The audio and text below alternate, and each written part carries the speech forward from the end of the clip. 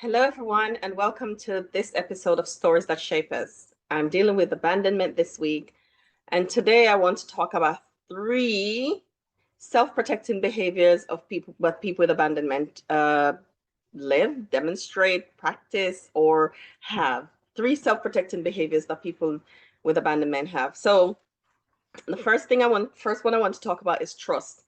People with abandonment, who have experienced abandonment, have trust issues because you're so used to people leaving, and so trusting that somebody's going to stay is really challenging, that anybody's going to stay, because your experience teaches you that people don't stay.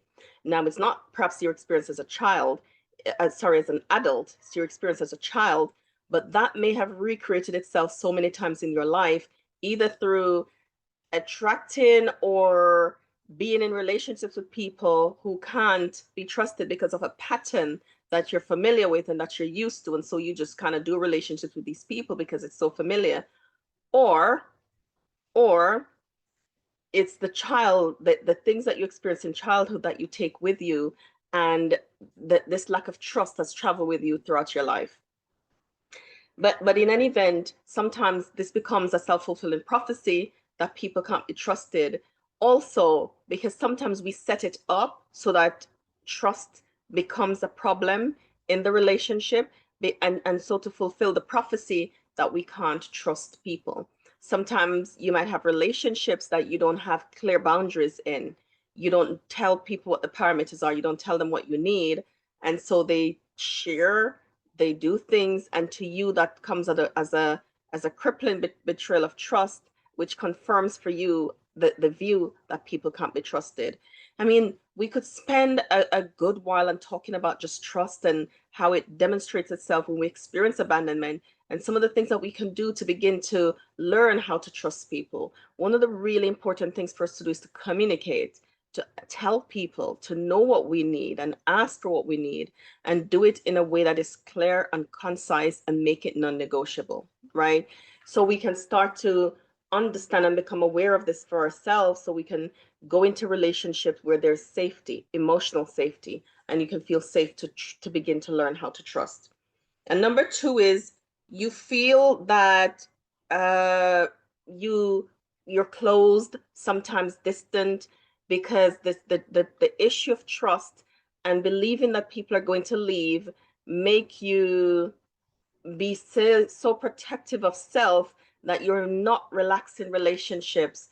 And so people might experience you as distant and sometimes even cold. Vulnerability and openness is not something that you'll do because you have to be protective of yourself. Another thing, number three, is that you're naturally suspicious of people. Why are they here? What do they want? Why does this person talk to me? Why do they want to be my friend? Why have they invited me out? What do they, and on the questions will go. So any kind of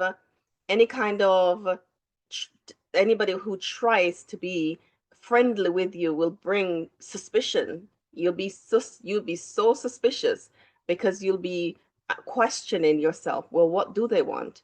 And because you don't see yourself as having anything to contribute to a friendship, to a conversation, to any kind of relationship.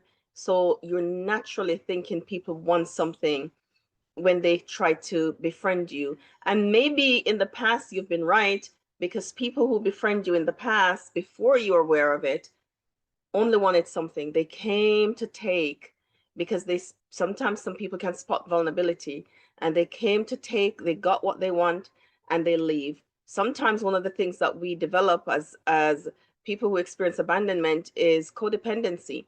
And when we're codependent, we need people and they need us. We need people to need us and they need us. They come and they take and they go. But what you're doing because you want people to stay, but they're coming because they're takers. And so what we want to do is to become aware of it. And now we can learn what safe people look like, some of the characteristics of safe people. What are your needs, what you want from a friendship? Make that non-negotiable, put it on the table early, in of course, communicate clearly your wishes, your feelings, and your needs, and make sure those are being considered as part of the friendship. And of course, not proceeding with any kind of relationship, platonic or romantic, without your needs being considered and taken seriously. So these are some of the things that you can do to begin to address the abandonment wound. For one, understand the story that triggers the abandonment and lead you down this path. And two, know what you want, understand who you are, learn how to put boundaries in place, build your confidence and sense of self so that you can know that you're worthy of relationships that are safe and that you can feel secure. Communicate clearly, ask for what you need. Also be prepared to listen to what other people need and what safe relationship might look like for them. And we have healthy, safe relationships when we're able to talk about the hard stuff.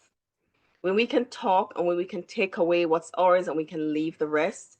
So when you meet people like that who have done their work and understand themselves and is on their journey of healing, then it makes relationships so different. And you will begin to over time see this pattern and this cycle change. And you can go into relationship more open, more willing to learn, to understand, to grow, to pace yourself, to take it one day at a time so that you can enjoy rich, fulfilling, safe relationships because you're worth it. Thank you for joining me in this episode of Stories That Shape Us. I hope you'll join me on the next story.